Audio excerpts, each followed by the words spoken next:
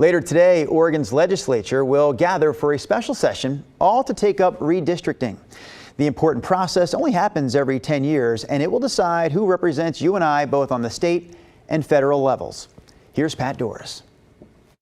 On the federal level, Oregon is getting another representative in Congress because our population grew. It's the first time in 40 years that's happened.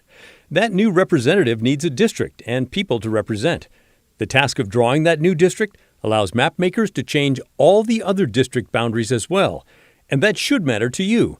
Because if, for example, you love trees and right now you're grouped with a bunch of other voters who also love trees and your representative loves trees, you have a voice in Congress. But what if under the new map and new district boundaries, you're suddenly lumped in with a bunch of different voters and they love flowers more than trees? In fact, they don't like trees at all, and they elect someone who loves flowers more than trees. Now your voice is ignored. See how that works? Under federal rules, each district in the state has to have the same population size, give or take one person. How's that for exacting? It's important not just to you, but also to the political parties. And to them, even more importantly, it's not about how many people, it's about how those people vote.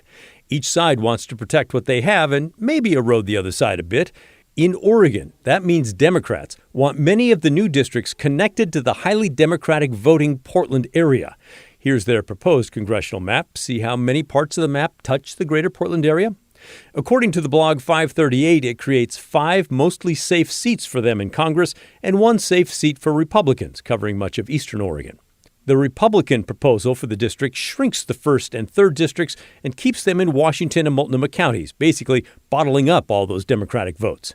It keeps the 2nd district roughly the same and safe for Republicans, but the other 3 districts would be highly competitive and give Republicans a shot at maybe winning those, according to 538. Lawmakers are also redrawing maps for state legislative districts, and the same pressures and opportunities apply. If they cannot agree on a new map, Secretary of State Shemia Fagan, a Democrat, will take over the legislative map process, and a panel of judges will take over the congressional maps. By the way, under state law, the voting districts cannot be drawn with the expressed intent of helping one party or the other, but that's sometimes the way it seems to work out.